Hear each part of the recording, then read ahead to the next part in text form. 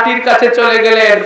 আর রাসূলুল্লাহ বলেছিলেন যে এই মাটি যখন ইমাম হুসাইন ওনার শিশু অবস্থায় থাকা এই মাটি যখন জিবরাইল আলাইহিস সালাম রাসূলুল্লাহকে দিয়েছিলেন, এই মাটি এনে যখন উম্মে সালমাকে দিয়েছিলেন আল্লাহ রাসূল, আর বলেছিলেন যে হে উম্মে সালমা ইজা তাজাওয়ালাত দামান, যখনই দেখবে যে এই মাটি রক্তে পরিবর্তন হয়ে গেছে, তখনই জানবে আমার হুসাইন ওই কারবালায় কবর হয়ে গিয়েছে।